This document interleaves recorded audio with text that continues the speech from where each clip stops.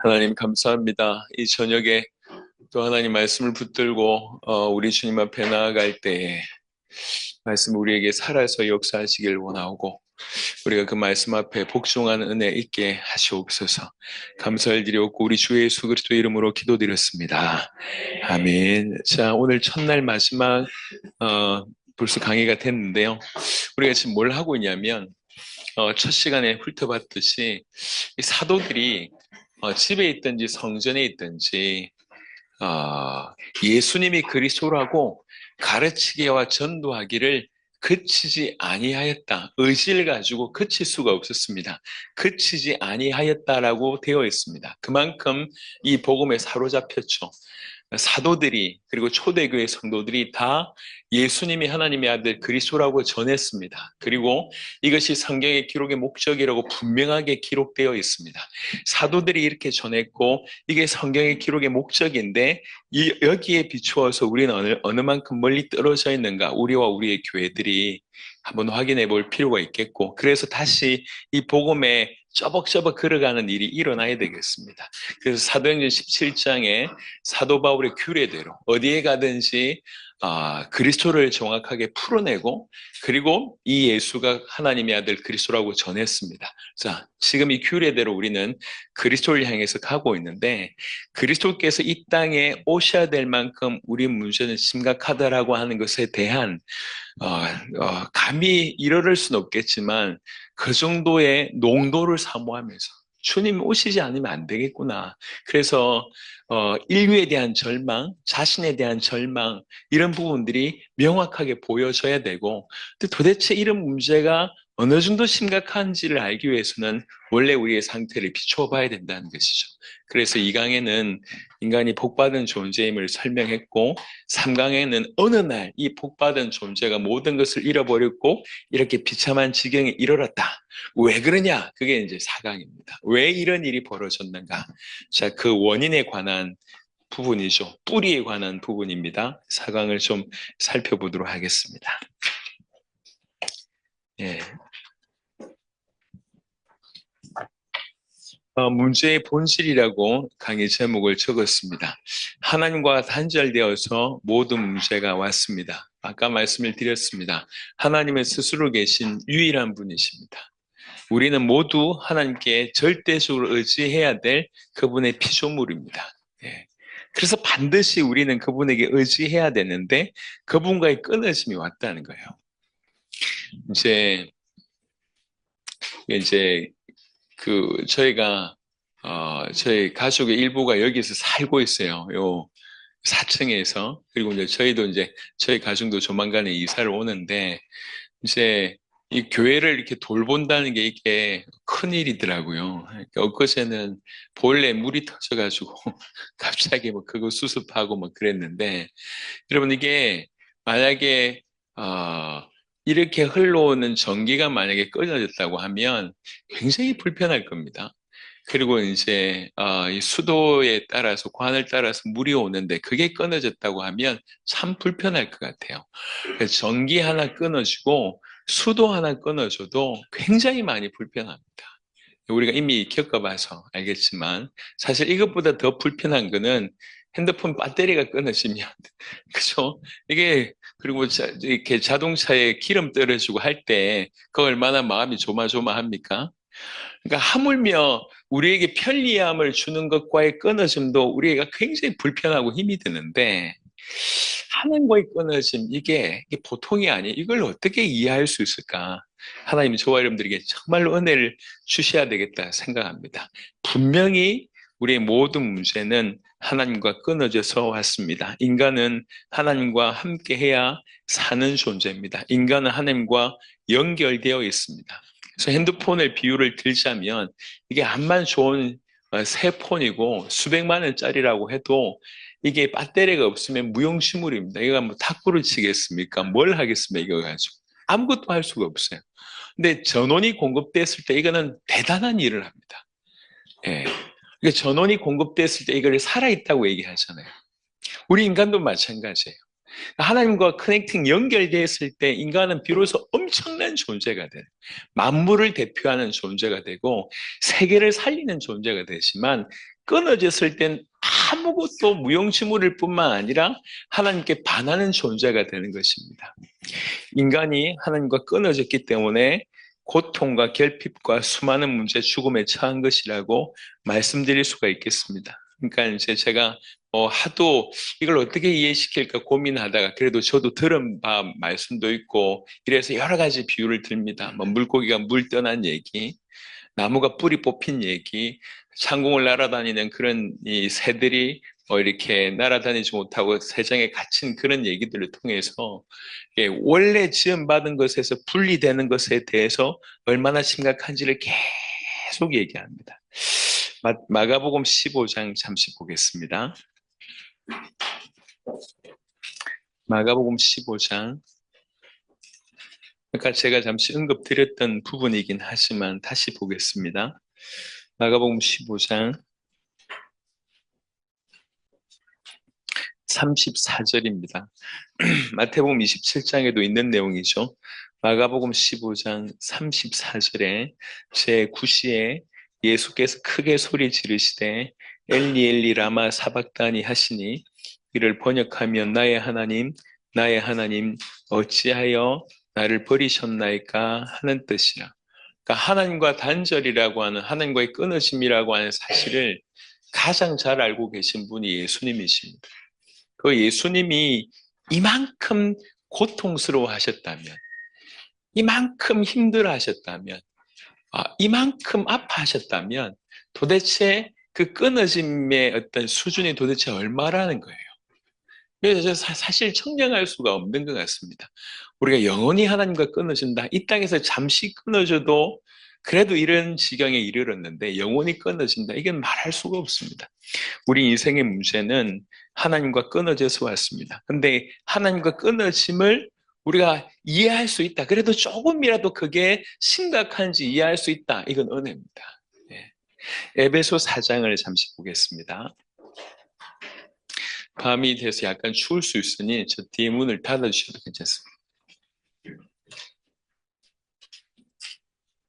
에베소 4장 18절 한 구절만 보겠습니다. 에베소 4장 18절에는 이렇게 되어 있습니다. 그들의 총명이 어두워지고 그들 가운데 있는 무지함과 그들의 마음이 굳어짐으로 말미암아.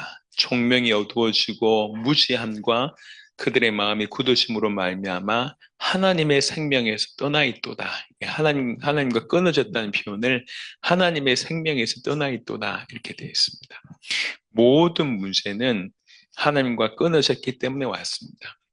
갓난생이 애가 그럴 리가 없겠지만 이제 막 이렇게 100일 이런 아이들이 부모하고 끊어져서 세상 가운데 놓인다 생각하기도 끔찍하죠. 있을 수가 없습니다. 제가 저희 자녀가 4명인데요. 넷 중에 딱 한 번 아이를 잃어버린 적이 있어요. 저 뒤에 방송한 우리 큰딸. 저 큰딸이 그때 미취학 아동이었어요. 몇 살이었나? 한 3살인가 4살인가 때였어요. 이 골목에서 이제 놀고 있는데 갑자기 애가 없어졌어. 난리가 났어요. 난리가 났는데 암만 찾아도 애가 없네. 그래서 이제 저도 밖에 있었는데 저한테도 연락이 왔고. 그래서 그게 이제 몇십 분인지는 기억이 안 나지만 저도 이쪽으로 뛰어다니고 와이프도 저쪽으로 뛰어다니고 장모님도 뛰어다니고 모두가 뛰어다니고 장모님이 그 터줏대감이에요. 이렇게 그 골목 상권이었기 때문에 골목에서 아는 지인들 싹 다 풀어주고 애 잃어버렸으니까 난리도 아니고 막 찾아다녔어요. 암만 찾아도 없는데 어디서 찾았냐면 그 옆에 학교가 있었어요. 조금 한 100m 떨어진 학교에 가서 놀고 있는 거야. 알고 보니까 이게 그 언니들 이렇게 가는데 그냥 휩쓸려서 간 거야. 아무한테도 얘기 안 하고 그냥 이렇게 애들이 초등학교 놀러 가는데 그냥 딸려서 간 거죠. 그러니까 그 시간이 벌써 몇 년입니까? 15년이 훌쩍 지난 시간인데도 저한테는 제 와이프한테는 그 시간이 굉장히 영원한 시간처럼 멈춰져 있어요. 이게 새까맣게 되더라고. 애 잃어버렸다고 그러니까 눈이 막 이렇게 딱 한 번. 그래서 큰 딸을 한번 잊어버리고 나서 그 다음부터는 더 강력하게 저희가 그 둘째부터는 제재를 했죠. 우리 현이가 굉장히 피해자인데 계속 왜 그러냐면 한번 잊어버려 보니까 굉장히 힘들더라고 마음이. 여러분 초등학교가 아니라 저 미취학 아무것도 할 수 없는 아이가 부모를 잃어버렸어. 그러니까 우리가 이해할 수 있는 상식으로 무슨 일이 벌어지겠습니까? 제가 어떻게든 이걸 이해시키려고 좀 얘기합니다. 우리가 하나님을 떠나버렸다는 거, 하나님과 우리가 끊어져 버렸다는 게 이게 얼마나 엄청난지에 대한 얘기를 계속 하고 있습니다. 하나님 우리를 좀 불쌍히 여겨주셔서 이해할 수 있는 은혜를 하나님 주셨으면 좋겠습니다. 그래서 사실 항상 이 세 가지는 같이 간다고 볼 수 있거든요. 죄와 하나님과의 끊어짐이 연결되어 있고 또 죄와 사단과의 연결되어 있기 때문에 어느 한 부분만 나타나는 건 아닌 것 같습니다. 근데 분명한 것은 그 어떤 것보다 이 부분이 숨겨져 있는 것 같아요. 하나님과의 단절이라고 하는 것이 이렇게 깊이 있게 이해를 못하는 것 같습니다. 숨겨져 있는 영역 같아요. 하지만 막상 뚜껑을 열었을 때 정말 가장 심각한 문제는 단연코 이 문제라고 해도 저는 과언이 아닌 것 같아요. 저와 여러분들에게 은혜 주셔서 하나님과의 끊어짐이 얼마나 심각한지를 깨닫기를 바랍니다. 그래서 여러분 구원받은 그는 천국행 티켓을 딴 게 아니잖아요. 하나님과의 교제가 회복이 된 거잖아요. 하나님과의 끊어짐을 정말로 아는 사람은 하나님과의 교제가 얼마나 귀한 줄 알고 계속 교제하려고 합니다. 하지만 하나님과의 끊어짐에 대한 심각성이 별로 없는 사람은 구원받았다고 해놓고 이게 얼마나 어마한지 모르는 거예요, 이게. 그냥 그렇게 교회 생활을 하는 것이 살아있는 신앙생활을 하지를 못합니다. 그래서 하나님께서 하나님과 단절된 이 심각한 문제를 저와 여러분들에게 더 이해시켜 주시기를 기도합니다. 자, 그럼 왜 두 번째는 우리가 왜 하나님과 단절되었는가라고 얘기할 때 제가 특별히 성경 한 구절을 가로해가지고 죄 해놓고 이사야 59장 2절을 연결했는데 이 이사야 59장 2절은 우리에게 굉장히 깊은 통찰력을 줍니다. 죄와 하나님과의 끊어짐이 어떤 관계가 있는지를 밝혀주는 본문이에요. 이사야 59장 2절에 오직 너희 죄악이 너희와 너희 하나님 사이를 갈라놓았고 너희 죄가 그의 얼굴을 가리어서 너희에게서 듣지 않으시게 함이니라. 그 죄로 말미암아 우리가 하나님과 끊어졌다라고 하는 연결을 짓는 구절이 이 구절이기 때문에 이 구절을 특별히 정리했습니다. 왜 하나님과 우리가 끊어졌습니까? 라고 얘기할 때 죄라는 이유 때문에 그렇습니다. 그러면 왜 죄 때문에 하나님과 끊어지냐는 거죠. 아니 죄 지은 건 알겠는데 왜 죄가 하나님과 끊어졌냐 이제 그걸 이제 설명하는 겁니다. 먼저는 베드로전서 1장 16절에 기록되었으되 내가 거룩하니 너희도 거룩할지어다 하셨느니라. 그러니까 하나님이 거룩하신 분이기 때문에 죄를 지었다고 얘기할 때는 하나님과 끊어질 수밖에 없다는 거예요. 하나님은 거룩하신 분이십니다. 거룩하시다고 하는 그 말 자체가 죄와 죄인과 함께 있을 수 없다는 거죠. 죄에 대해 거룩하다는 표현을 다른 말로 얘기하면 죄에 대해서는 본능적으로 분노하시는 그런 의미가 들어 있습니다. 그러니까 하나님은 거룩하시기 때문에 죄와 함께 하실 수가 없습니다. 죄를 가지고 있는 죄인과 함께 하실 수가 없어요. 그런데 인간이 죄를 지었다는 거죠. 그걸 이제 설명하는 것이 이미 계속 봐왔지만 다시 설명합니다. 창세기 2장 16절 17절에 하나님이 약속을 주셨는데 이 약속에 대해서 불순종을 하게 되는 겁니다. 창세기 3장 6절에 여자가 그 나무를 본즉 먹음직도 하고 보암직도 하고 지혜롭게 할 만큼 탐스럽기도 한 나무인지라 여자가 그 열매를 따먹고 자기와 함께 있는 남편에게도 주매 그도 먹은지라. 로마서 5장 19절은 이렇게 설명하였습니다. 한 사람이 순종하지 아니하므로 많은 사람이 죄인 된 것 같이 한 사람이 순종하심으로 많은 사람이 의인이 되리라. 죄에 대한 여러 정의들이 많습니다. 그 중에 가장 강력한 것을 얘기했습니다. 죄는 불순종입니다. 죄는 불순종입니다. 그래서 이 불순종으로 말미암아 불순종의 죄를 범하게 되고 그 한 사람이 순종하지 아니함으로 많은 사람이 죄인 되었다. 더 정확한 의미는 모든 사람이 죄인이 되었다고 얘기합니다. 이걸 가지고 조금 더 나아가서 모든 사람이 죄인 됐다고 하는 것에 그치지 않고 로마서 5장 12절에는 그러므로 한 사람으로 말미암아 죄가 세상에 들어오고 죄로 말미암아 사망이 들어왔나니. 한 사람으로 말미암아 모든 사람이 죄인 되어지고 한 사람으로 말미암아 죄가 들어온 이후에 사망이 들어왔다고 얘기를 하고 있습니다. 그러므로 한 사람으로 말미암아 죄가 세상에 들어오고 죄로 말미암아 사망이 들어왔나니 이와 같이 모든 사람이 죄를 지었으므로 사망이 모든 사람에게 이르렀느니라. 그럼 하나님과의 끊어짐을 다른 말로 사망이라고 표현합니다. 예, 설명드렸지만 또 말씀을 드리면 하나님은 생명 자체이십니다. 그리고 하나님은 생명의 공급자이십니다. 그가 생명 자체고 생명 공급자이시기 때문에 그분과의 끊어짐은 다른 말로 사망이라고 표현할 수가 있습니다. 사망은 사멸이 아니라 사망과 죽음은 다른 말로 단절입니다. 분리입니다. 생명에서의 단절, 생명에서의 분리, 이게 사망입니다. 다른 말로 생명 자체 되시고 생명을 허락하시는 그 하나님과의 끊어짐이 사망입니다. 그래서 성경은 구약 성경에 보면 하나님과의 끊어짐이라고 하는 표현을 그냥 사망으로 많이 씁니다. 구약 성경에 사망의 그늘에 앉아 죽음의 그늘에 앉아 이런 식으로 표현 많이 하잖아요. 하나님과의 끊어짐이 바로 사망이라고 이해하시면 되겠습니다. 그래서 왜 하나님과 끊어졌냐? 왜 사망이 이르렀냐? 왜 죽음당하게 됐냐라고 얘기하면 죄 때문이다라고 얘기를 명확하게 하고 있습니다. 어떤 죄를 지었냐는 것은 우리가 이미 알고 있는 부분이니까요. 고린도전서 15장 22절에 아담 안에서 모든 사람이 죽은 것 같이 그리스도 안에서 모든 사람이 삶을 얻으리라. 아담 안에서 모든 사람이 죽었습니다. 아담이 범죄했는데 왜 우리가 죄인입니까? 라고 얘기한다면 우리가 익히 알듯이 크게 두 가지만 설명드리면, 하나는 아담은 인류의 대표였다고 하잖아요. 우리나라가 이제 그 월드컵에서 2004년 월드컵에서 그 4강 안에 들었다고 하는 것은 그야말로 기적입니다. 우리나라가 든 게 아니라 엄밀하게 얘기해보면 그 선수 몇 명이 든 거예요. 근데 선수 몇 명이 들었는데 그걸 우리나라라고 보잖아요. 왜 그러냐면 그 선수들은 우리나라를 대표하는 국가 대표이기 때문에 그렇습니다. 아담은 인류의 대표였습니다. 그가 죄를 범한 것이 사실 인류가 죄를 범한 것이다. 그게 첫 번째 부분이고요. 두 번째는 사도 바울이 풀어내기를 실제로 아담은 모든 인류의 조상이었습니다. 그러니까 그가 죄를 범할 때, 이게 성경의 표현입니다. 그 허리 안에 모든 후손이 있는 거예요.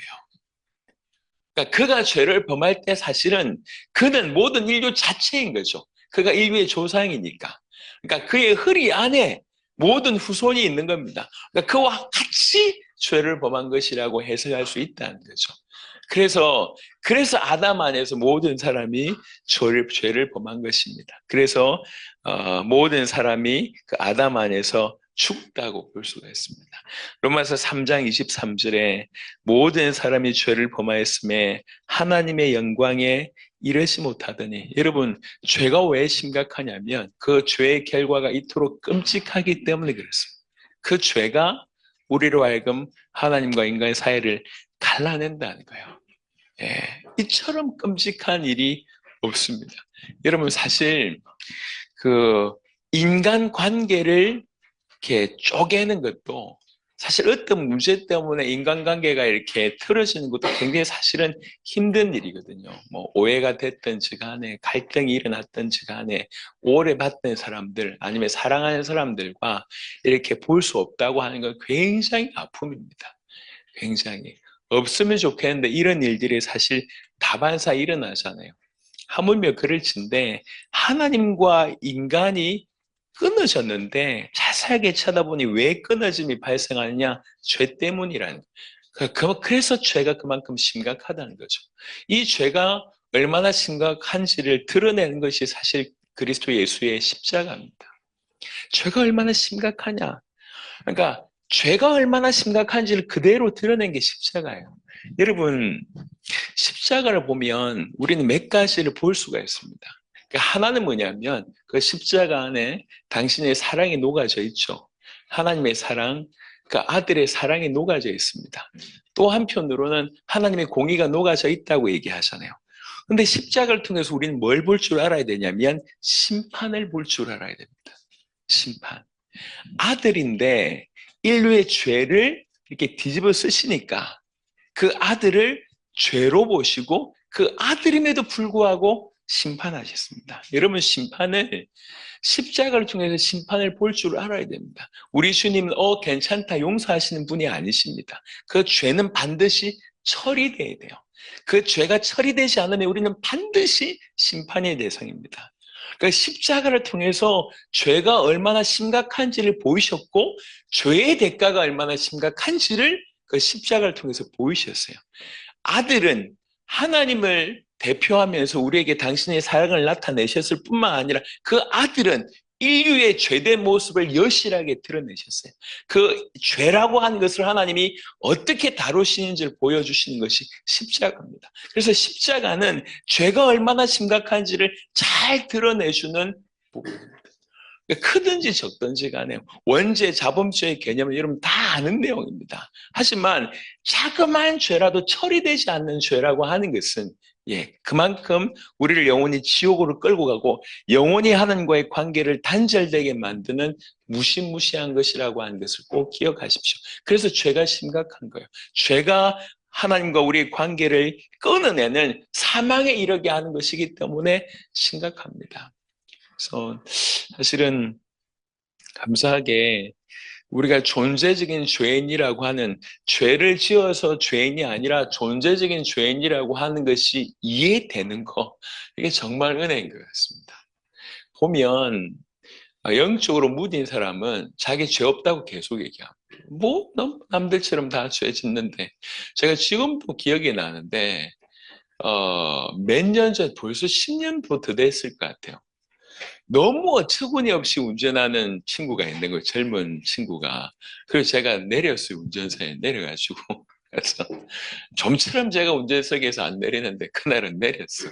내려가지고 이제 문을 두들기면서 운전을 그리 하시면 어떻게 되냐 하고 있는데 오히려 되려 무슨 상관이냐고 되려 욕하는 거예요. 이걸 어떻게 해야 되지? 내 목사인데 싶을 정도로 막 이렇게 올라오는 거예요. 아니, 상식이라는 게 있잖아요. 상식이 안 통해. 그 순간 내가 죄인인가 목사인가 많이 고민하는 중에 어떻게 대응하려고 했는데 가버렸어. 그래서 이제 넘어가긴 했는데 이런 경우들이 굉장히 많아요. 야, 어떻게 이럴 수가 있나. 죄인일수록 자기가 죄인이라고 하는 걸 인정 안 합니다. 하나님의 은혜가 임해야지 자기가 죄인이라고 하는 것을 인정합니다. 그리고 죄를 지어서 죄인이 아니라 죄인이기 때문에 죄를 짓는다고 하는 것은 그것을 깨닫는 것은 정말로 은혜입니다. 정말로. 특별히 우리 김용희 선교사님 자주 얘기하시듯이 그 못된 장아찌들은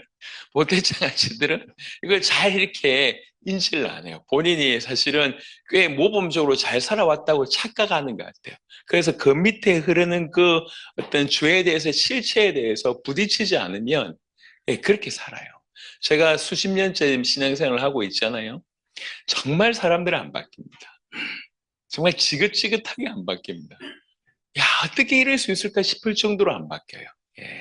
그게 자기의 어떤 실체를 목도하지 않으면 자기의 죄된 모습, 자기가 죄인이라고 하는 것, 오직 그리스도 말고는 답이 없다고 하는 것을 정말로 깊이 있게 깨닫지 못하면 절대로 안 바뀝니다. 안 바뀌어요. 제가 이렇게 해외 사역들 많이 일어났잖아요. 좋은 일만 있는 게 아니에요. 이런 수많은 문들이 열리면서 제가 등에 칼을 한 만 대 정도 맞았는 것 같아요. 이렇게 뒤통수 당하고 배신 당하고 뭐 열심히 했는데 나중에 욕 당하고 뭐 이렇게. 아마도 그래도 욕먹은 순위 정도 매기면 제가 그래도 뭐 우리나라에서 몇 번째 갈 것 같아요. 욕 많이 먹었습니다. 그 보시면 뭐 제가 그렇게 욕먹을 행동을 많이 안 하는 스타일인데 욕 엄청 많이 하더라고요. 예. 죽일 놈이라는 것부터 시작해서 그 이름만 생각하면 이가 갈린대요. 치과 가야지 그런 분들은. 왜 이가 갈리냐면 치과를 가야지. 그렇게 막 생각이 나는데 야 이상하다. 여튼 그래요. 이렇게. 너무 많은 이럴 수 있을까? 저희는 해외 사회 갈 때 정말 우리가 다 서포트를 하거든요. 할 수 있는 한 우리가 섬깁니다. 저는 그 어디 가서든지 이렇게 보통 목회자들이 이렇게 강대상 위에 자리 놓고 앉잖아요. 할 수만 있으면 그렇지 않습니다. 예, 제가 집회를 가고 사역을 하면 가능하면 저는 저 뒷자리에 앉습니다. 일부러. 예. 그러니까 뭔가 이렇게 대접받는 자리, 뭔가 이름 나는 자리, 이런 부분들에 대해서 가능하면 이렇게 꺼려합니다. 그게 별로 유익하지 않다는 걸 사역하면서 유익하지 않다는 걸 제가 빨리 확인했거든요. 어쨌든 우리 경제로 서포트하고 한 번은 베네수엘라에 갔었을 때 아까와 귀신 들린 여자분이 막 이렇게 뛰면서 찬양했던 그 베네수엘라에는 저희가 거의 24개 주 중에 20개 주까지는 안 되더라도 정말 많은 주를 갔거든요. 여기에서 버스 타고 여기 가는데 3일 걸려요. 그 베네수엘라 땅이 그 정도 넓어요. 그렇게 다니면서 저희가 사역을 했어요. 버스도요. 그런 버스가 없어. 수십 년 된 버스. 이렇게 자리가 의자가 그냥 정상적인 의자가 별로 없는.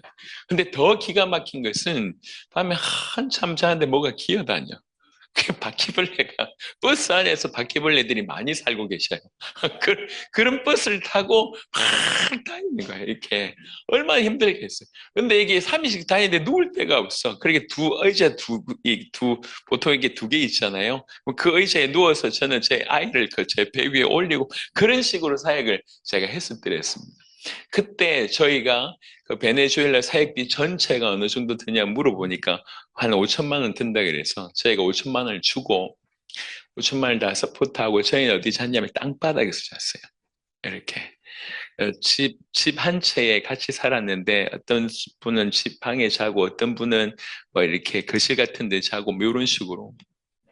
그래서 이제 제자들이 그 모습을 본 거예요.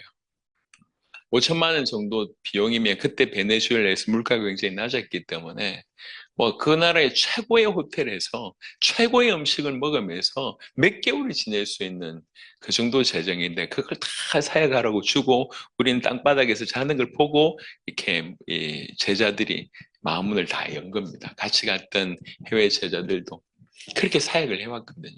근데 그렇게 사역을 하는데 조금 지나니까 이거 되겠네 하면서 이렇게 자기네들끼리 이렇게 학교 하나 만들고 뭐 이렇게 단체 하나 만들고 이렇게 떨어져 나가는 친구들도 있고 그걸 합리화하기 위해서 또 이제 욕을 하고 이런 일들이 계속 일어났어요.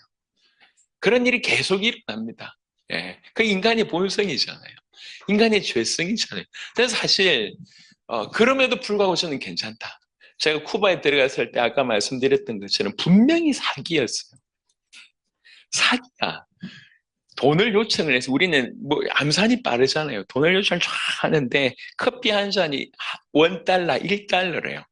1달러 커피 한 잔 괜찮잖아요. 알고 보니까 1달러로 커피를 20잔 살 수 있었어요. 20잔 살 거를 써놨는 거야. 딱 봐도 사기예요.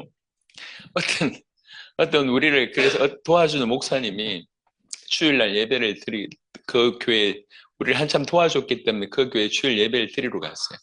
그러니까 이제 그 스페니시권의 그 축제 분위기에 있어서 제일 빠질 수 없는 음식은 뭐냐면 레촌이에요. 레촌. 통돼지 바베큐.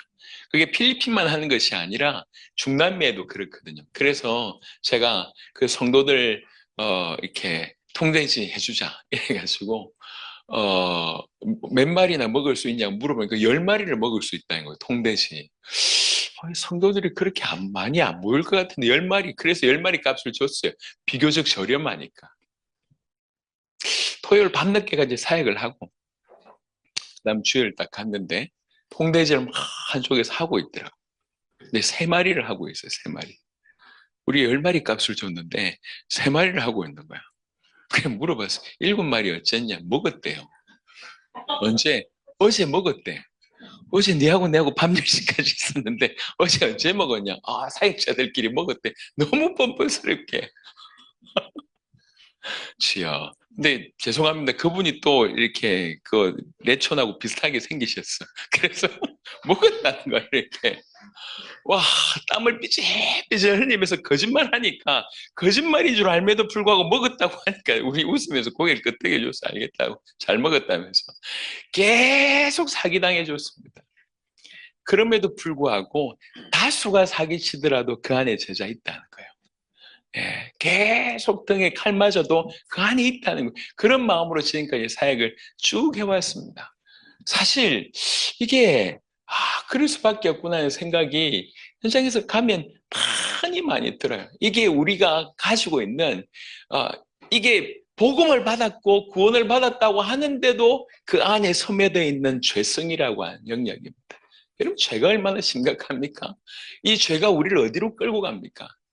우리가 일평생 살아가면서 이 죄에 대해서 내가 죄를 많이 지었기 때문에 사실은 좀 강도하고 살인하는 자는 그거 누가 보더라도 알 거 아닙니까? 한데 오랫동안 모태신앙으로 자라면서 남들 이렇게 다 착하다 소리 듣고 이렇게 살면서 사실은 본인이 죄인인데 그것이 발견되지 않으면 누구보다도 안 돌아옵니다. 딱 그 상태입니다. 안 바뀝니다. 안 바뀌어. 이렇게 하나님의 역사를 보고 리더 역할까지 선 사람도 어느 딱 순간에 가니까 이렇게 자기 영역을 챙기더라고. 자기 몫을 챙겨내. 이렇게 놀라운 역사를 보고 그 안에 경험하고 뛰어들어도 결국은 자기더라고, 결국은. 예, 그런 것들이 깨달아지니까 이게 이해가 되는 거예요. 예, 그래도 괜찮다. 그럴 수 있다. 그 안에, 그럼에도 불구하고 그 안에 하나님이 허락하신 제자가 있고 하나님 역사가 있다. 그래서 실망하지 않고 계속 가는 겁니다. 저희가 사실 올인하거든요. 경제적으로도 계속 교회가 넉넉하지 않아요. 넉넉하지 않은데도 계속 올인합니다. 그러니까 이제 이게 맞다. 당대 세계복음화라고 하는 것이 결론 내려지면 그 어려운 중에도 불구하고 이걸 넘어설 수가 있는데 이게 결론이 아니면 이게 힘든 거예요. 언제까지 헌신해야 되냔 말이에요. 죽을 때까지 해야 되고 주님 오실 때까지 해야 되니까 이게 나중에 자기 방어가 되는 거예요. 어쨌든 은혜 받으면 안 돼. 그럼 헌신해야 되니까. 그래서 철저하게 은혜를 받으려고 합니다. 이렇게. 예. 그런 일들이 막 일어나는 거예요. 이게 맞기는 한 것 같은데 이게 깊이 발은 못 담그겠고 적당하게 있다가 이렇게 저희 교회는 그래서 그 식당이 잘 되는 식당은 뭐가 좋으냐면 회전율이 좋다고 합니다. 저희 교회가 회전율이 좋아요. 왔다가 쫙쫙 빠져나가고 왔다가 쫙쫙 빠져나가고 와보니까 이게 보통 아니거든. 보통의 교회는 이제 건축 한번 하고 호흡을 하잖아요. 예, 건축 원금 막 해놓고 조금 쉬는데 우리는 그런 거 없어. 계속 올인해야 되니까. 이게 왜 그러냐. 세계복음의 문이 더 많이 열리잖아요.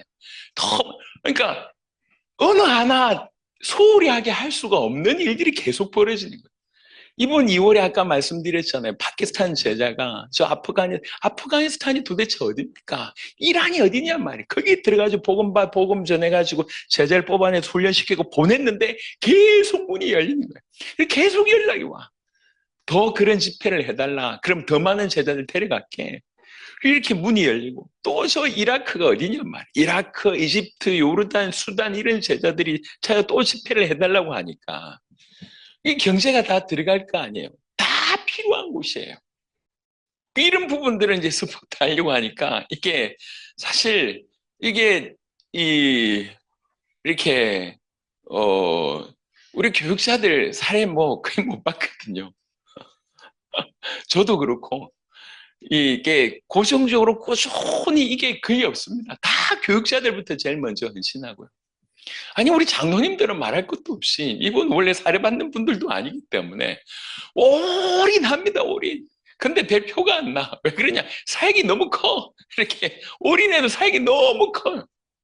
너무 많은 일들이 벌어지고 있으니까 교회 하나가 당대 세계복음 하겠다고 그런 일이 벌어지지 않습니까? 계속 헌신합니다. 그렇게 올인했는데도 불구하고 그 올인의 결과가 우리가 단체를 만들었으면 뭔가 남을 거 아니에요. 뭐 몇 명이 우리 범주에 우리 조직 안에 들어와 있다 뭐 이렇게 할 건데 우린 단체 안 만들었거든요. 처음부터 진짜로 세계복음을 완성하려고 하면 새로운 단체가 필요한 게 아니다. 정말 당대 세계복음 말이면 우리는 우리 색깔 없어야 된다. 우리의 주장 없어야 된다. 그냥 깨끗하게 모든 단체, 모든 교회를 도울 수 있는 복음만 전하자. 복음 전에서 주님 오실 길을 같이 준비할 수 있게 하자. 어떤 주장도 우리 하지 말자. 그래서 보이는 단체가 없어요. 보이는 조직이 없어요. 그러니까 그냥 무한정 쏟아부었는데 뭔가 보이는 게 없어, 이렇게. 예. 뭐 전 세계에 우리 교회를 세운 것도 아니고, 뭐 그냥 무조건도 없는 거예요. 그 겉으로 볼 때는 이게 얼마나 어리석은 짓입니까? 예. 교회를 돌아보지도 않고, 교회에 필요한 부분도 없고, 지금 교회에 들어갈 거 굉장히 많아요. 굉장히 많은데 지금 무한정 딜레이입니다. 무한정 딜레이. 왜 그러냐? 항상 우선순위는 세계복음하거든. 저게 막 보내거든. 제가 올인한다는 걸 아니까 우리 장로님들이 많이 긴장하고 있습니다.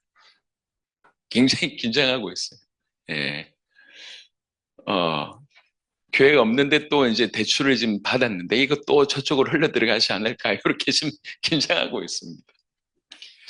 저는 개인적으로 그렇게 생각해요.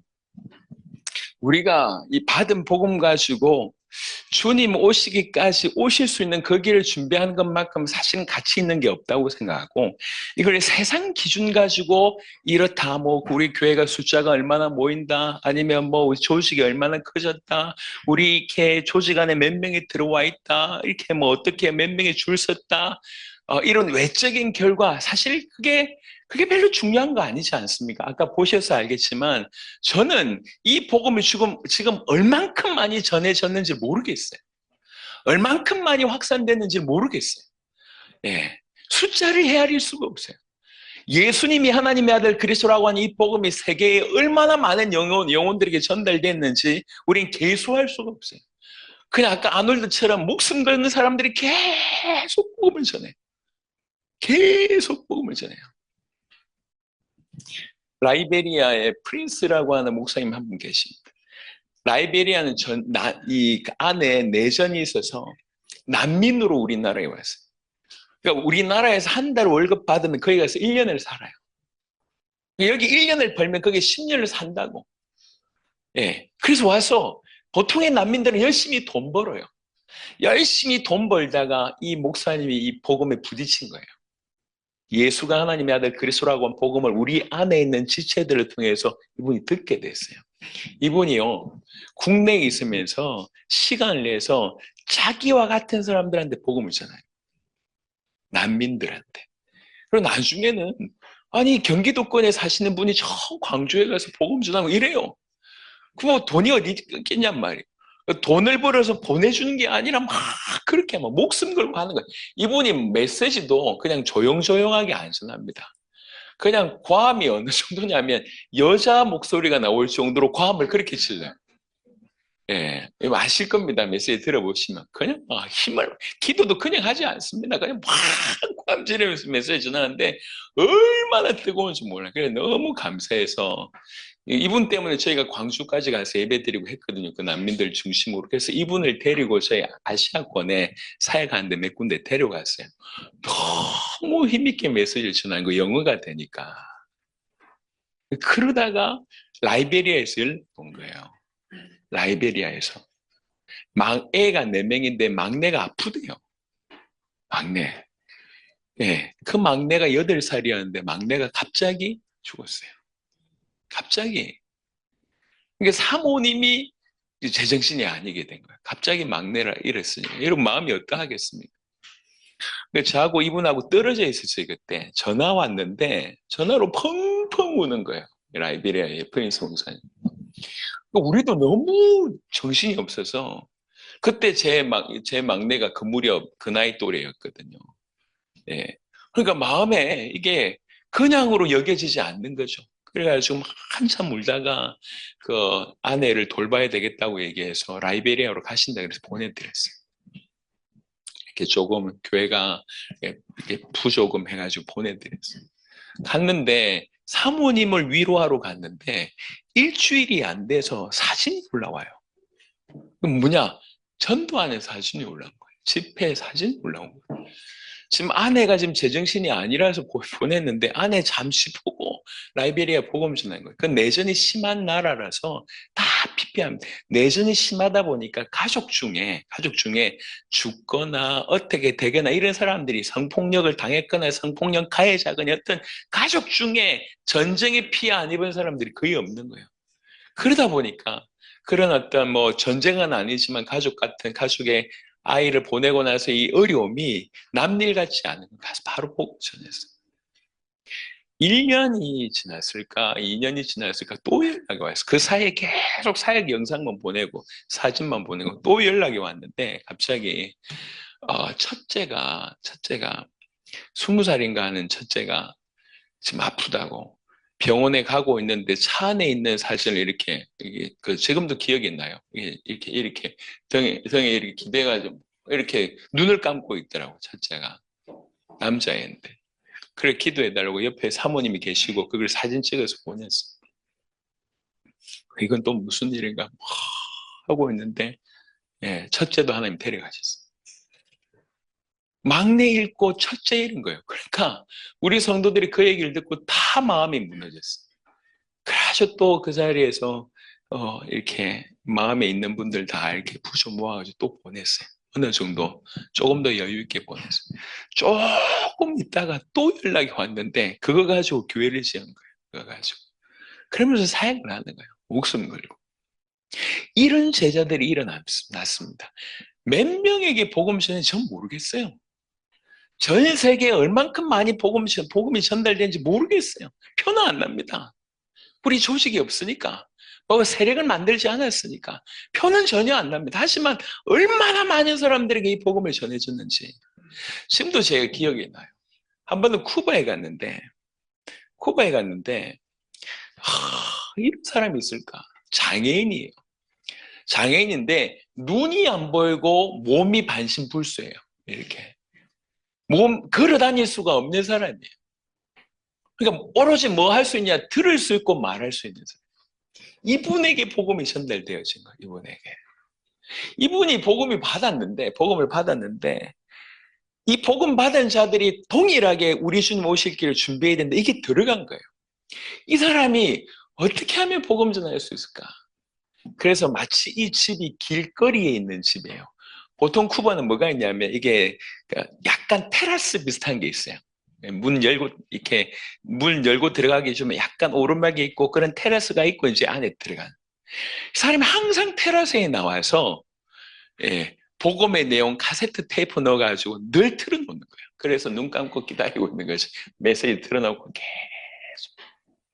그냥 지나다니다가 그 메시지가 들린 사람이 이게 무슨 메시지야 물어보면 그 물어보는 사람한테 복음을 전하는 거예요. 사역이 계속 일어났어요. 한 번은 제가 갔는데 이분이 고맙다고 찾아왔어요. 찾아왔는데 딱 봐도 이게 이 마음이 아프더라고. 그런데 그분이 너무 행복해 하시면서 내가 지금 복음 전하고 있노라고 얘기를 하는 거예요. 저는 모르겠어요. 얼마나 많은 사람들이 복음을 받았는지. 얼마나 많은 사람들에게 이 복음이 전해지는지 모르겠어요. 계수할 수가 없어요. 하지만 분명한 것은 복음의 능력이 있어서 계속 뻗어갑니다. 지금 그런 일이 계속 벌어지고 있습니다. 여러분, 물론 뭐 수많은 방해가 있습니다. 그 수많은 방해가 있지만 복음의 사실은 막힘이 없어요. 저는 이게 옳다고 생각을 합니다. 하여튼 약간 좀 길을 벗어났는데 수많은 제자들이 일어나고 여전히 그들의 발목을 밟는 것이 죄입니다. 그 안에 있는 죄. 그 안에 하나님과의 관계를 계속 끊어뜨리는 그 죄. 죄의 심각성이 십자가를 통해서 명확하게 이렇게 드러난 것입니다. 그래서 우리가 지금 그리스도를 이해하기 위해서 한 걸음 한 걸음 가고 있습니다. 성경이 그렇게 얘기하고 있기 때문에 성경의 인도를 따라서 우리가 얼마나 죄인이고 인류가 지금 얼마나 비참한 가운데 있고 우리 인류에게는 반드시 그리스도가 필요함을 걸음걸음 이렇게 인도하고 있습니다. 이것에 대해서 우리가 보조를 맞춰야 돼요. 발을 맞춰야 된다. 그래서 그 중에 지금 우리의 문제의 본질이 하나님과 단절되어서 모든 문제가 왔다. 왜 그러냐? 죄 때문이다. 이렇게 선언하고 있습니다. 그래서 짧게 한번 같이 기도하면 좋겠습니다. 주님, 하나님과의 끊어짐, 이 사망의 문제, 그리고 이 하나님과의 끊어짐을 내는 이 죄의 문제, 주여 깊이 소화할 수 있도록, 깊이 이해할 수 있도록, 이것이 성경의 우리에게 밝혀진 이 성경의 말씀이 정말로 나의 은혜가 될 수 있도록, 나에게 소화가 될 수 있도록 하나님 역사하여 주시옵소서. 한 5분 정도 같이 한번 기도하도록 하겠습니다. 하나님 감사합니다.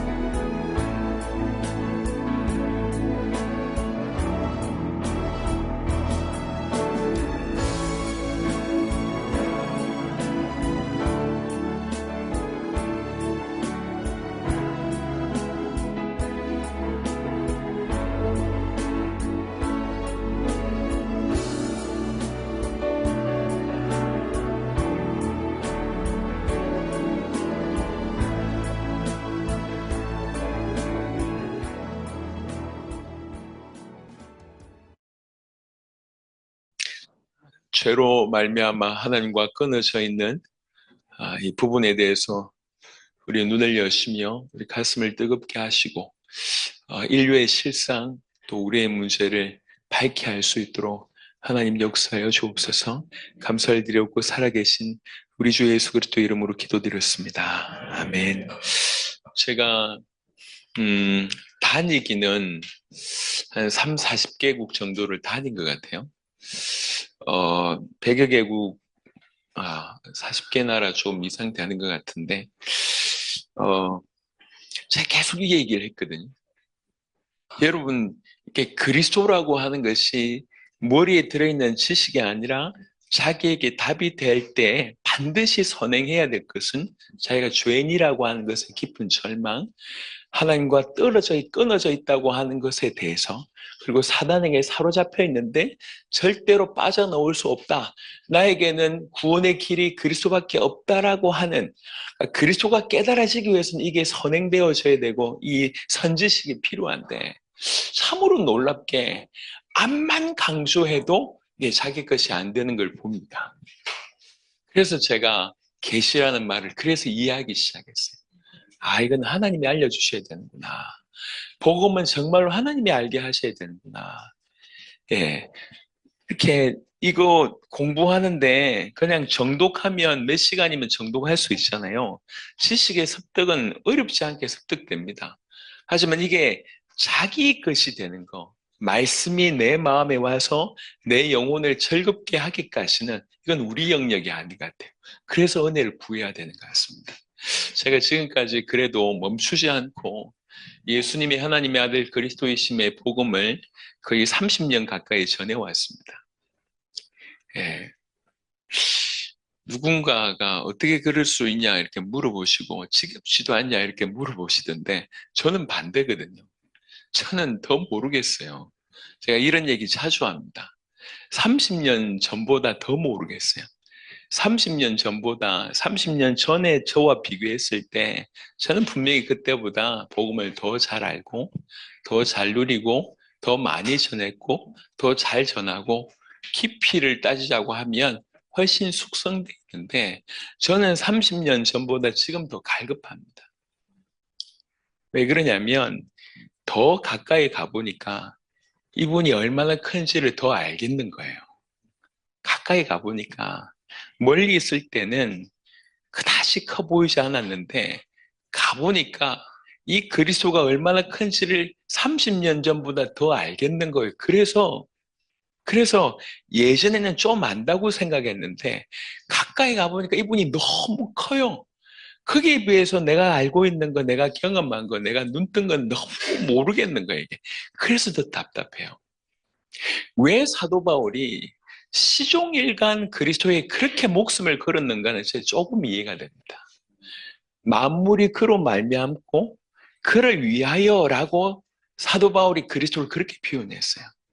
이 그리스도를 기초라고 생각한다. 저는 그런 인생들 이해가 안 됩니다. 이게 어떻게 그리스도가 기초일 수 있습니까? 예, 어떻게 여러 가지 중에 하나일 수 있습니까? 우리를 구원할 수 있는 유일한 이름이 이 이름인데 어떻게 이걸 대충 여길 수 있는 것이죠? 어떻게 그럴 수가 있습니까? 저는 절대로 그럴 수가 없어요. 이 안에 모든 것이 다 들어있는데 저는 가까이 가면 갈수록 더 답답해요. 근데 그 답답함이 좋아요. 더 답답했으면 더 갈급해지는 거예요. 그래서 사도 바울이 제 평생에 가장 충격받은 몇몇 구절 중에 저는 빌립보 3장 17 항상 생각합니다. 빌립보 3장 10절 쭉 얘기하면서 어찌하든지 내가 이걸 알기 위해서 빨리 죽어서 부활에 이르고 싶다 라고 얘기합니다. 어찌하든지 이걸 빨리 알고 싶어서. 그러면서 알고 싶은 세 가지를 되기를 내가 그리스도와 그 부활의 권능과 그 고난의 참여함을 알고자 하여 어찌하든지 죽어서 부활에 이르려고 한다라고 얘기합니다. 그러니까 마지막 옥중에 가서 옥중에서도 쓴 편지가 자기 평생의 목마름을 얘기합니다. 내가 여전히 그리스도, 누군가 히딩크가 얘기했던 것처럼 배고프다는 거예요. 내가 여전히 그리스도에 배고프고 그 부활의 권능과 그 고난의 참여함에 배고프다는 거예요. 예. 그리스도, 이 이름 하나가 사실은 계속 이렇게 부딪히는 거예요. 우리가 왜 사도들이 예수님이 하나님의 아들 그리스도이심을 집에 있든지 성전에 있든지 가르치기와 전도하기를 그치지 아니하였는 줄 알겠는 겁니다. 우리 모두가 그러했으면 좋겠습니다. 하나님이 저와 여러분들이 은혜 주셔가지고 이 그리스도를 깊이 있게 이해하기 위해서라도 우리 모든 인생의 가장 뿌리라고 할 수 있는 이 부분들에 대해서 하나님 눈 열리게 해주시길 바랍니다. 하나님을 떠나 있다는 사실, 죄인이라고 하는 사실, 그리고 사단에게 사로잡혀 있다고 하는 사실. 자, 세 번째 보겠습니다. 제가 9시를 약속했습니다. 그러니까 40분만 버티면 됩니다. 예, 유달리 몸을 많이 움직이시는 우리 여러 형제들이 계셔가지고 제가 응원하면서 보고 있어요. 아, 잘 버티는구나. 예, 감사합니다. 더 말하고 싶은데 우리 교장 선생님 계셔서 제가 얘네들이 실체를 알고 있어서 모릅니다. 그냥 하는 말입니다. 제 사탄에 관한 얘기를 하겠습니다. 여러분, 이게 두 가지 양극단에 우리 좀 조심해야 될 것 같습니다. 하나는 사탄이 이미 끝났어라고 생각하면서 아예 염두에 두지 않는 것도 제가 볼 때 큰 실수입니다. 왜 그러냐면 아직 사단은 존재하고 있고 마지막 때가 될수록 자기가 죽을 날이 얼마 남지 않았기 때문에 더 발아간다고 성경은 되어 있습니다. 이전보다 더 강력하게 역사하는 사탄을 끝났어라고 신경 쓰지 않으면 실제로 24시간 공격당하고 있으면서도 그 사실 인정하지 않는 꼴이나 마찬가지입니다. 100% 실패죠. 또 어떤 경우에는 모든 걸 사단과 연결시키는 거, 이건 제가 볼 때는 문제인 것 같습니다. 굉장히 큰 문제입니다. 그러니까 눈이 나빠도 귀신 들렸다라고 얘기하고 감기가 걸려도 귀신 들렸다 이렇게 되면 뭐든지 귀신과 연결시키면 이건 제가 볼 때 조금 너무 오버한다. 그러니까 이제 제가 본 거예요. 제가 본 게 이게 농담 비슷하지만 제가 본 게 사탄아 물러가라고 얘기하신 분들의 얼굴 한번 보세요. 그쪽하고 좀 비슷합니다. 예. 물러가라 하는데 본인이 약간 그쪽하고 좀 비슷하게 아주 전투적인 이미지는 있지만 그리스도의 모습이 별로 없어요. 물러가라라고 얘기한 게 틀린 게 아니에요. 하지만 무조건 그걸 가지고 흑암을 대적한다고 사탄 대적한다고 하면서 모든 것을 그런 식으로 얘기하고 그런 식으로 끌고 가는데 어느 날 보니까 뭔가 영적인 투사 같은데 복음은 별로 없어요. 그러니까 이건 양극단인 것 같습니다. 분명히 존재합니다. 하지만 영적으로 분명히 알고 어떻게 싸워야 될지도 우리가 좀 파악을 해야 되겠다는 생각을 합니다. 일단은 크게 사탄이라고 하는 존재에 성경이 사실은 이 얘기를 하고 있기 때문에 사탄이 어떤 존재인가 몇 가지를 다 얘기할 수 없습니다만 몇 가지를 얘기를 좀 할 때 일단 요한일서 3장 8절은 이렇게 제일 중요한 구절로 잡았습니다. 이 구절은 또 왜 그러냐면 죄와 사탄이 어떻게 연결되어 있는지에 대해서 우리에게 통찰력을 주기 때문에 그렇습니다. 죄를 짓는 자는 마귀에게 속하나니 이 짧은 구절 죄와 마귀에 관한 연결을 볼 수가 있습니다. 죄를 짓는 자는 마귀에게 속하나니 마귀는 처음부터 범죄함이라 하나님의 아들이 나타나신 것은 마귀의 일을 멸하려 하심이니라.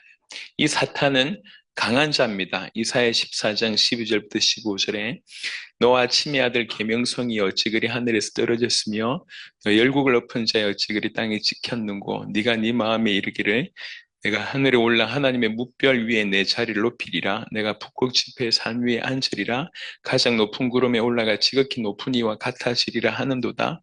그러나 이제 네가 수월 곧 구덩이 맨 밑에 떨어짐을 당하리로다. 이 이사야 14장이 사단을 얘기하는 것이냐 안 하는 것이냐 그런 논란들이 좀 없지 않아 있긴 합니다만 이 구절이 해당 사항이 없다 하더라도 이 구절이 얘기하는 바는 분명합니다. 예.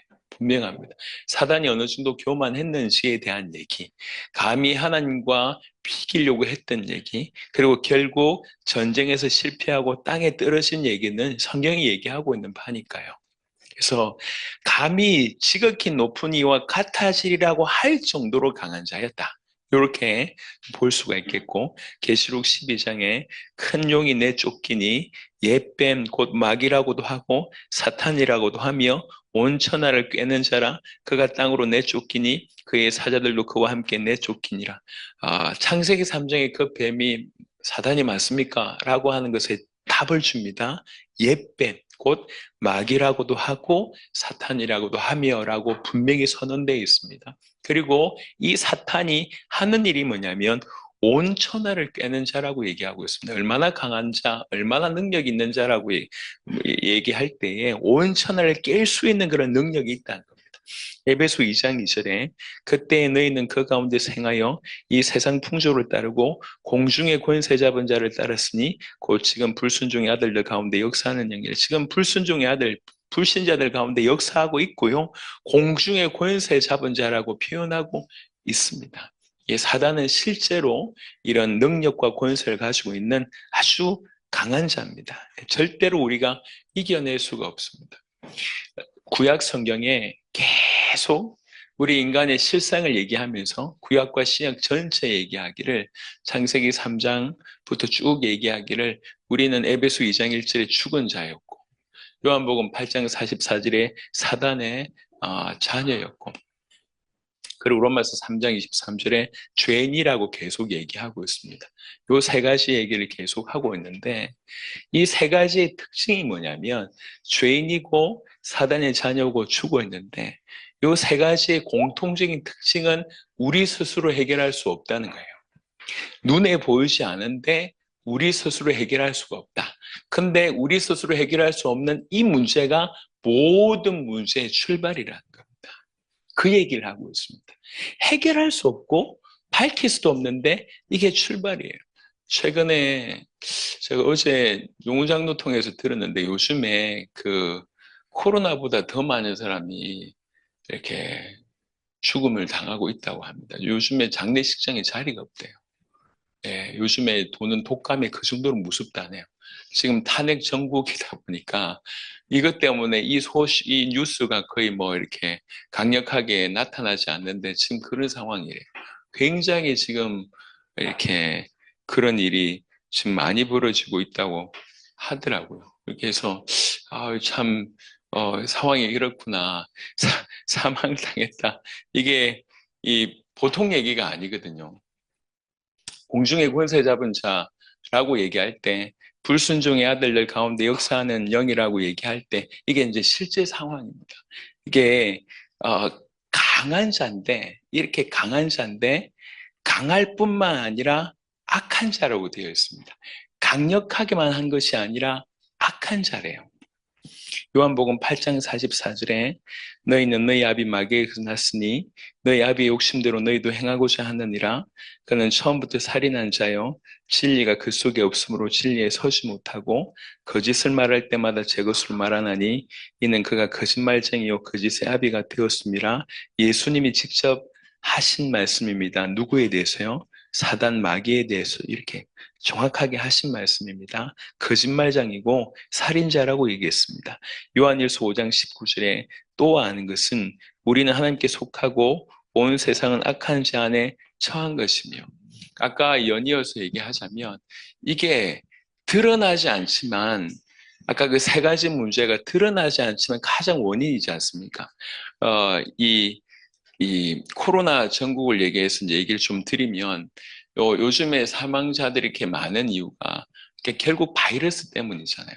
예전에는 과학이 발전되지 못했을 때는 이 사실을 몰랐을 거예요. 하지만 눈에 보이지 않지만 이게 원인이 돼서 이렇게 치명적으로 영향을 끼치잖아요.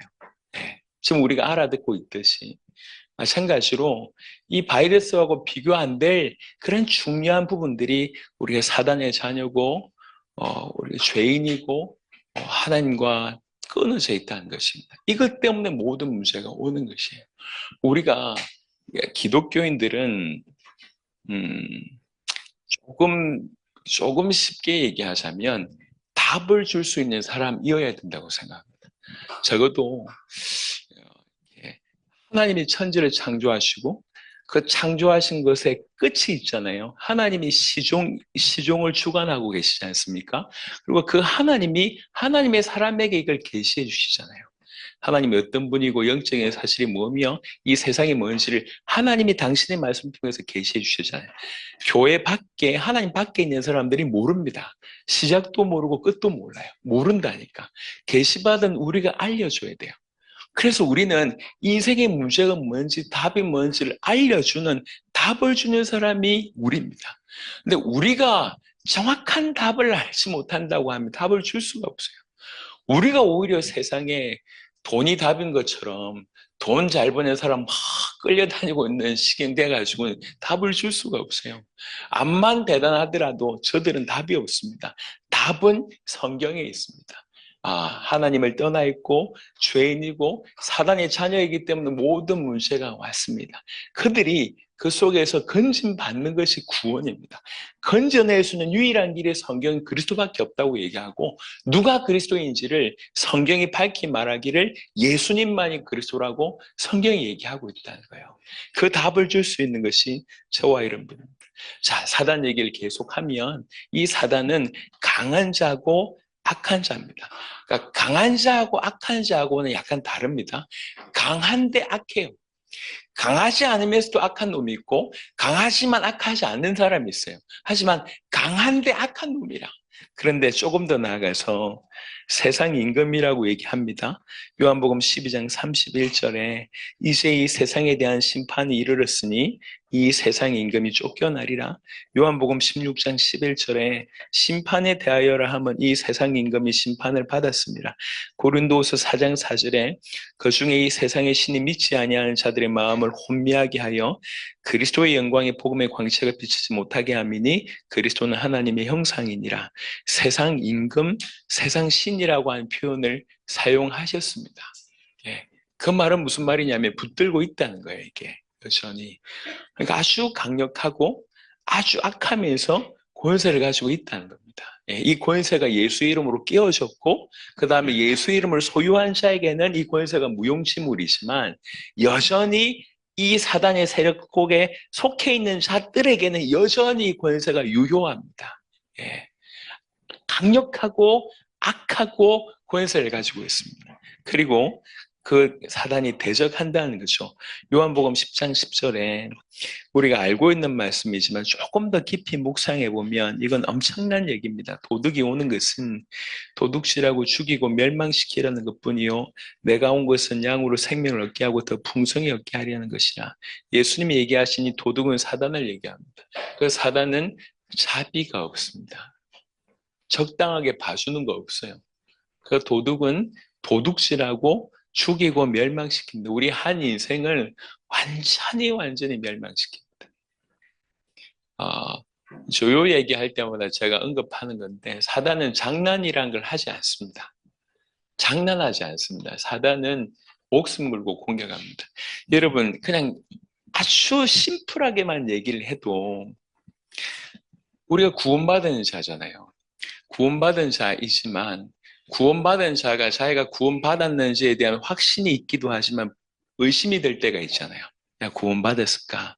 우리는 우리를 의심하지만 내 옆에 나를 공격하는 사단은 우리를 보고 의심하지 않습니다. 우리 속에 하나님 계신지 얘는 알아요. 그죠? 얘 안다고. 근데 얘가 나를 공격해. 내 안에 하나님 계신데. 내 안에 하나님 계신데 얘가 나를 공격해. 장난입니까? 장난이 아니에요. 모르고 공격하면 무식한 것이지만 모르는 게 아니거든. 우리 안에 하나님 계신지 얘가 알아. 그런데도 나를 공격해요. 무슨 마음이죠? 목숨 걸고 공격하는 겁니다. 출애굽 때 이렇게 출애굽 때 10가지 재앙을 보고 쫓아가잖아요. 애국 군대 입장으로는 저 이스라엘 민족에게 있었던 놀라운 기적, 자기들에게는 10가지 재앙이 되는 거죠. 누가 보더라도 하나님이 일으키신 거예요. 그리고 나왔어요. 쫓아왔는데 이제 홍해까지 갈라지네. 그럼 제정신임이 안 들어가야지. 예, 들어가면 누가 보더라도 하나님이 갈르신 건데 이스라엘 백성들이 마른 땅같이 건너잖아요. 마른 땅같이 건넜다고 얘기해요. 그럼 건너가면 안 되지. 누가 보더라도 하나님 가르신 건데 그런데 잡겠다고 뛰어들잖아요. 애국 군대들이.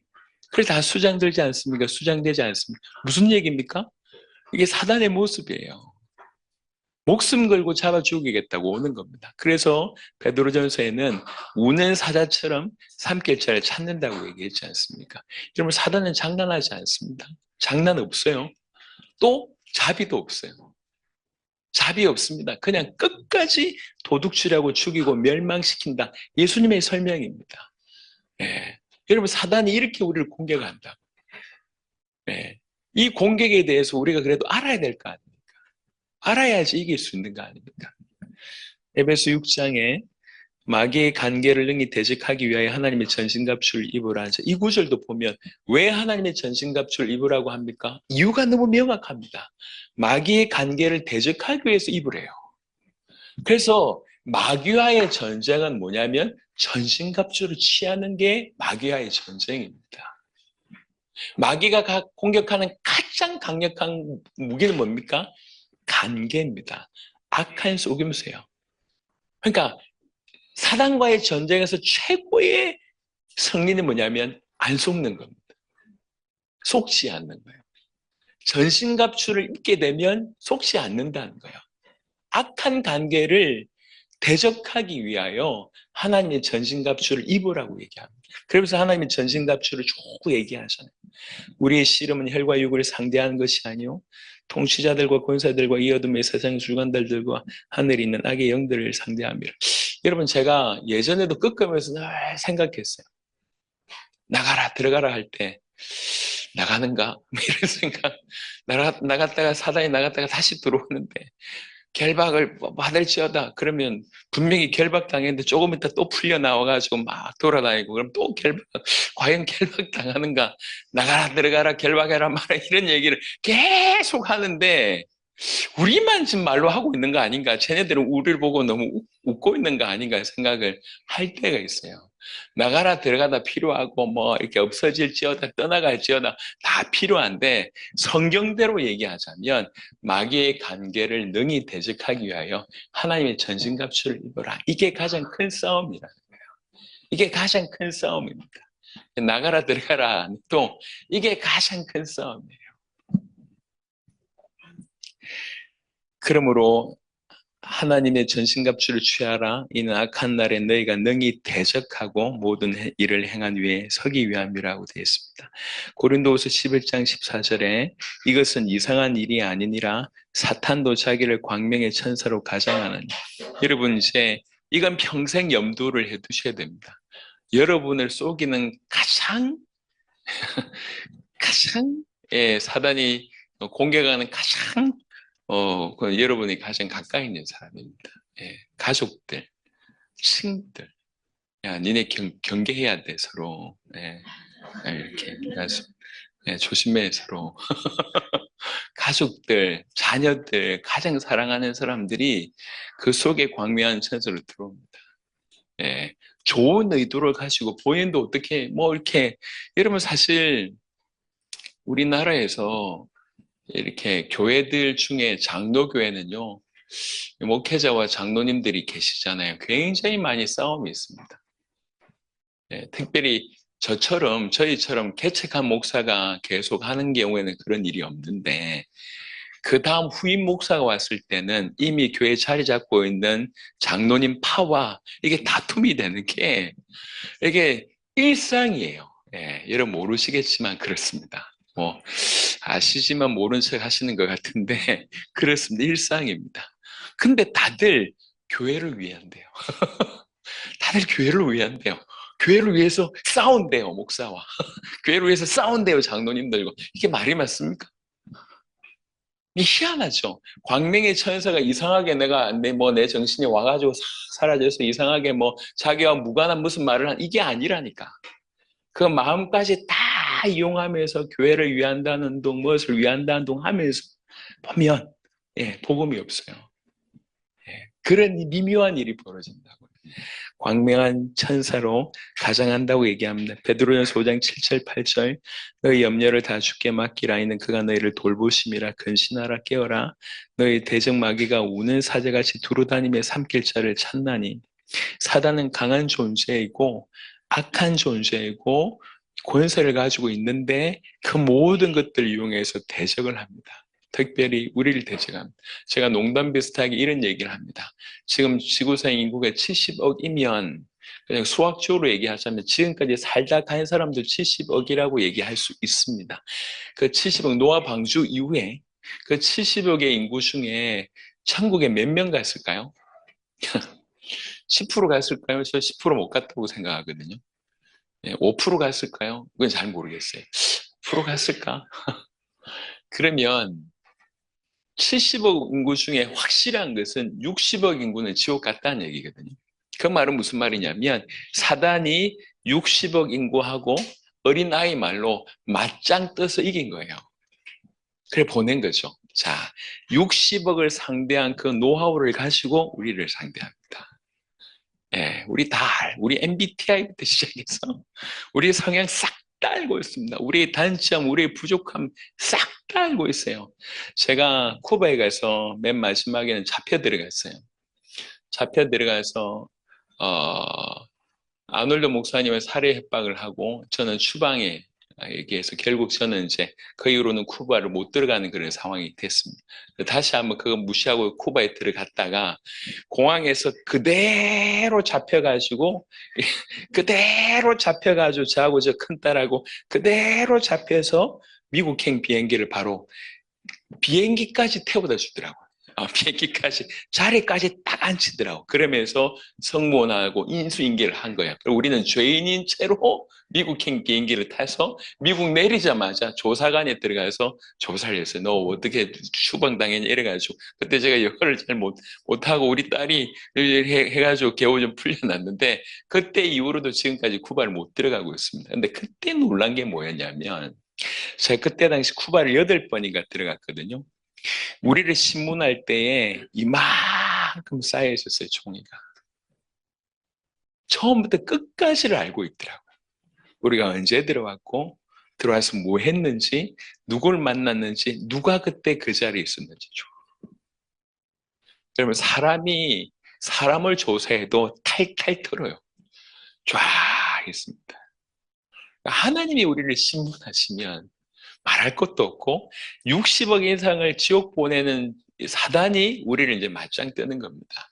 여러분, 이런 사단을 무시한다. 이게 계속 어려움을 당하면서도 넘어지고 있는 겁니다. 또 이 사단 보고 나가라 들어가라 이런 수준 가지고 지 마음은 복음이 아닌데 입술로만 나가라 들어간다고 해서 얘가 나가겠냐고, 어디 나가겠냐고. 어디를 들어가겠어요? 결박했다가 풀렸다가 또 수갑 찼다가 풀렸다 이리 하겠습니까? 너무 우리가 우습게 하는 게 아닙니까? 예, 진짜 상대를 제대로 하려고 하니 전신갑주 취하라는 거예요. 이게 예수 이름 구원의 비밀 아니고는 절대로 불가능함에, 이 복음 아니고는 절대로 불가능함에 대한 얘기를 하고 있습니다. 그런데 이 사단이 지혜 있는 자지 않습니까? 어디를 공격하느냐? 가장 중요한 공격이 고린도후서 4장 4절입니다. 그 중에 이 세상의 신이 믿지 아니하는 자들의 마음을 혼미하게 하여 그리스도의 영광의 복음의 광채가 비치지 못하게 함이니 그리스도는 하나님의 형상이니라. 북한이 전쟁이 벌어지면 어디에 미사일을 보내야 될지를 다 파악하고 있대요. 그냥 막 군인들 막 밀고 오는 게 아니고 저렇게 멀리 갈 수 있는 미사일이 방송국, 발전소 다 우리나라의 중요한 곳에 다 때릴 수 있도록 배치되어 있답니다. 그래서 승리하기 위해서는 중요한 것을 공격하잖아요. 사단이 알고 있습니다. 뭐가 중요한지. 예. 구원받지 못한 자에게 복음이 알려지지 않으면 영원히 구원 못 받습니다. 혹여 어쩌다가 구원받았다 할지라도 복음이 그에게 계속 도전되지 않으면 일평생 구원받아 놓고 교회 안에 있으면서도 방황합니다. 여러분, 그런 경우들을 많이 봅니다. 제가 전 세계 교회를 가보니까 목회자들은 이렇고 성도들은 이렇더라고요. 일단 성도들은 다, 적지 않은 성도들은 방황해요. 그렇게 방황한다. 그렇게 많이 방황해요. 그리고 목회자는요, 그렇게 힘들어요. 예. 목회자들 중에 병 없는 목회자 별로 없고요. 목회자 중에 탈모 많습니다. 탈모 많고요. 목회자 중에 이게 위장병 가지고 있는 사람이 엄청 많아요. 이게. 그렇게 속을 썩이네. 그래서 그렇게 속을 썩이니까 막 탈모 나고 병 나고 막 목회하고 이상하잖아요. 하나님의 사람들이 모인 천국이 교회여야 하는데 목회자들은 그렇게 힘들어하고요. 성도들은 그렇게 방해요. 왜 그렇게 됐을까요? 이해가 안 되는 상황이 자꾸 벌어지고 있습니다. 예, 물론 그 안에 사단의 공격과 우리 죄성이라고 하는 뭐 엄청난 것들이 도사리고 있긴 하지만 왜 교회가 이렇게 됐을까 생각을 많이 하게 됩니다. 예. 올바른 복음으로 우리 성도들이 든든하게 설 뿐만 아니라 이렇게 목회자들 또한 복음으로 뛰어넘지 않으면 그러니까 이제 목회자들이 단명하는 목회자들이 많대요. 일찍 죽어. 너무 힘드니까 이렇게 이게 저는 잘 모르겠어요. 저는 잘 모르겠어요. 예, 힘든 일을 안 당해봐서 잘 모르겠어요. 우리 교회 얼마 전에 많이 나갔는데 그래 잘 모르겠어요. 별로 안 힘들어. 너무 목회자들부터 비롯해서 성도들이 이상하게 교회 안에 있으면서 왜 이럴까요? 여러분 이제 복음이라고 하는 것들이 정확하게 구비되지 않으면 준비되지 않으면 불신자들은 구원이라고 하는 건 절대로 꿈을 꿀 수가 없고요. 성도들도 복음에 초점 맞추지 않으면 결국 오랫동안 교회 안에 있으면서 주님하고 무관한 삶을 삽니다. 교회 안에 있으면서 종교 생활하고요. 교회 안에 있으면 자기성을 쌓아요. 예, 이상한 일이 벌어집니다. 사단이 웃고 있는 거죠. 다 하라는 거죠. 기도 많이 해도 눈 꼼짝 안 합니다. 예, 교회 대단하게 부흥돼도 눈 꼼짝 안 합니다. 여러분 교회가 크신다고 사단이 눈 꼼짝할 것 같습니까? 아니 기도를 많이 한다고 눈 꼼짝할 것 같습니까? 뭔가 행사를 많이 한다고 할 것 같습니까? 사단이 다 웃고 있어요. 지난 2000년을 살펴봤어요. 2000년간 교회사를 다 봤다고. 뭐가 중요한 줄 알아요? 웃고 있습니다. 복음만 갈라디아 1장 7절 말씀처럼 다른 복음을 풍성하게 집어넣어서 그리스도의 복음만 변질되게 만듭니다. 그러면서 웃고 있습니다. 예. 복음 아니고는 절대로 이길 수가 없습니다. 예. 그 강하고 그 지혜롭고 그 악하고 그 권세 가진 자가 어쨌든 도둑질하고 죽이고 멸망시키기 위해서 가장 중요한 공격을 복음으로 보는 거예요. 그 복음을 잃어버리게 만듭니다. 교회를 수십 년 다니고도 복음 모를 수 있냐? 있다니까. 그런 기적 같은 일이 전 세계에 벌어지고 있어요. 열심히 찬양하다가 지옥 간다니까요. 수십 년 성가대 하다가 지옥 간다니까. 농담이 있어요. 여러분들도 아는 농담이에요. 제가 몇 번씩 했어요. 저기 어떤 성도가 천국 갔더니 하나님이 그냥 시큰둥하게 반응을 보이시래. 왔냐? 이렇게. 장로가 오니까요, 하나님이 조금 더 반겨주시더래요. 목사가 오니까 하나님이 신발을 뭐 이렇게 안 신고 뛰어나가면서 반기시더래요. 그래서 성도가 너무 뿔이 나가지고, 아니, 저 밑에, 이렇게 지상에 있을 때도 목사님 대접을 받았는데, 천국에서도 이렇게 차별하면 어떻게 합니까? 라고 따졌더니, 하나님이 하시는 말씀이 너무 목사가 오랜만에 천국에 와서 내가 너무 반가워가지고 뛰어나갔다고 얘기하고, 목사가 천국에 오는데, 하도 희귀해서, 예. 목사님을 제가 이렇게 때리는 게 아닙니다. 이런 일이 벌어지고 있다는 거예요. 복음 모르는 목사님 있을 수 있습니까? 아무렴요. 복음 모르는 신학교 교수 있을 수 있습니까? 있습니다. 저는 지금 안티를 하려고 이 얘기를 하는 게 아니에요. 저는 지금 비난할 의도가 전혀 없어요. 우리 교회 최고다 그런 얘기할 마음도 전혀 없어요. 현실을 보자는 거지. 현실. 팩트를 보자는 거지. 복음을 잃어버린 교회, 복음을 잃어버린 성도 왜 이렇게 됐냐는 겁니다. 왜 이렇게 됐을까요? 왜 이렇게 교회에 문제가 많습니까? 예. 제가 들어보니까 피아노를 여기 놔야 되냐, 여기 놔야 되냐 가지고 싸움하는 교회. 꽃꽂이를 이 사람 해야 되냐, 저 사람 해야 되냐, 그 때문에 싸우는 사람들. 이게 도대체 이게 뭐냐는 거죠. 예, 목사님 넥타이가 약간 거꾸로, 약간 삐뚤어졌다고 교회 나가는 성도. 아니, 지가 사주지. 그럼 지가 매주지. 목사님 헤어스타일부터 시작해서 다행히 지금까지 우리 성도들은 그런 사람 한 명도 없었어요. 너무 감사하죠. 관심이 없어서 그런지 모르겠는데 한 명도 없었어. 우리는 목사님 넥타이가 어떻다, 뭐 옷이 어떻다, 한 명도 없었어요. 너무 감사하지. 계속 쭉 그러시기를 바랍니다. 정말 말도 안 되는 거 가지고 막 크십을 잡고 교회 분란을 일으키고 이게 도대체 웬일입니까? 하나님의 사람들이 하나님께 예배드리기 위해서 모인 곳이 교회라고 하는데 복음에서 벗어나니까 여러분, 교회는요, 복음으로 말미암아 은혜가 임하자면 모든 게 문제고요. 또 교회가 복음이 있다고 하면 수많은 문제가 안 됩니다. 예, 분명히 얘기합니다. 마태복음 16장에 주는 그리스도시요 살아계신 하나님의 아들이십니다라고 얘기하시니, 고백하니까 예수님이 너는 베드로다. 이 반석 위에 내가 내 교회를 세우리니 음부의 권세가 이기지 못하리라라고 했습니다. 복음의 반석 위에 세우신 교회는 음부의 권세가 공격하지 않는다는 얘기가 아니고 음부의 권세가 더욱 공격하겠죠. 그게 초대교회 모습이잖아요. 사단의 공격이 초대교회 때 더 많았잖아요. 하지만 음부의 권세가 이기지 못하는 거예요. 그 교회를, 그 복음 위에, 그 반석 위에 세우신 교회는 이기지 못합니다. 복음이 있기 때문에 더 많이 공격하겠지만 절대로 이길 수가 없습니다. 그게 교회입니다. 그래서 정리하면 인간의 문제의 본질은 이런 사단으로 인하여 범죄하여 하나님과 단절된 것이다라고 정리할 수가 있겠습니다. 그래서 부디 제가 마지막 강의했던 이 사단이라고 하는 부분과 인간의 문제의 시작이 이거구나라고 하는 것들에 하나님이 저와 여러분들이 좀 은혜를 주셔서 조금 더 구체적으로 얘기하면 좀 계시해 주시길 바랍니다.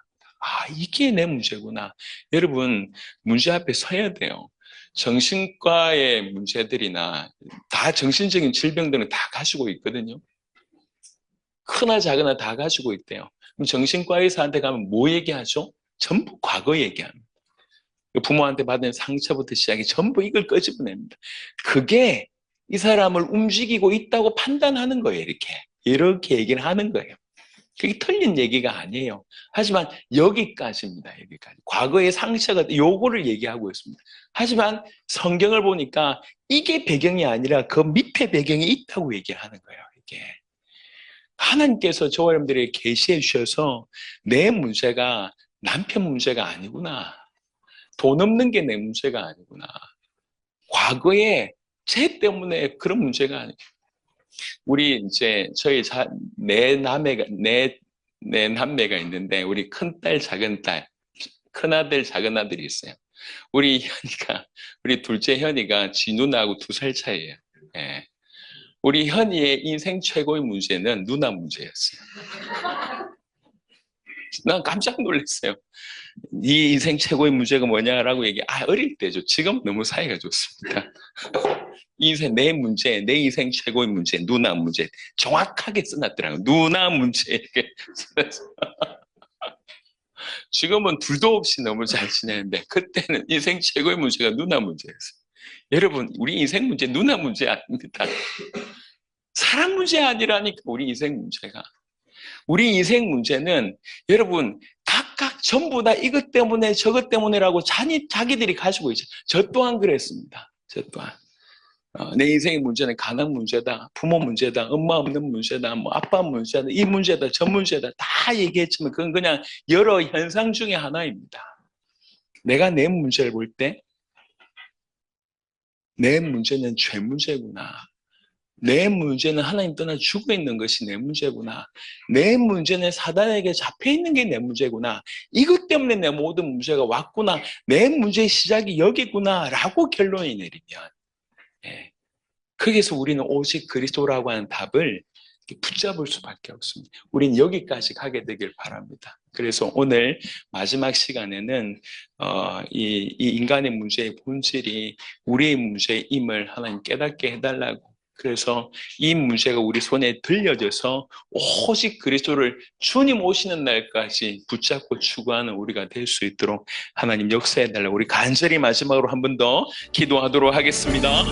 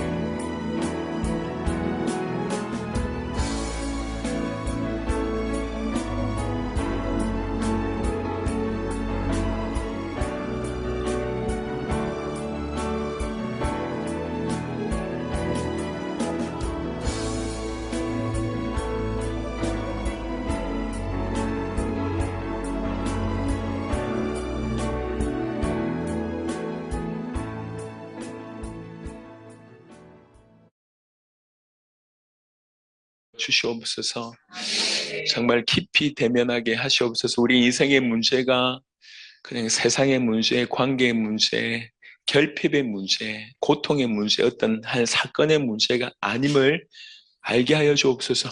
우리 인생의 문제는 죄 때문이었고, 우리 인생의 문제는 하나님을 떠나 죽어 있음 때문이었고, 우리 인생의 문제는 사단에게 사로잡혀 종노릇하기 바로 그 때문이라고 하는 사실을, 우리 모든 문제의 출발이 여기에서 왔다고 하는 사실을 깊이 인지하게 하시고 깨닫게 하시고 고개 끄덕이게 하시고 정말로 소화될 수 있도록 역사하여 주셔서, 그래서 누가 아니라 우리 인생에 반드시 절대적으로 메시아가 필요하다고 하는 것을 절감할 수 있도록 하나님 역사하여 주시옵소서.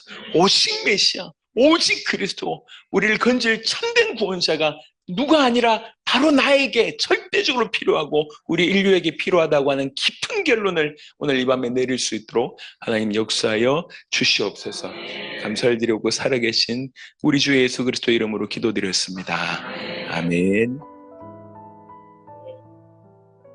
중남미 1분 남았습니다. 중남미 갔었을 때 어떤 사도 목사님이 한번 이렇게 얘기하시더라고요. 복음을 전하고 그 대상자한테, 여러분 오늘 편안한 잠을 자지 않기를 바랍니다.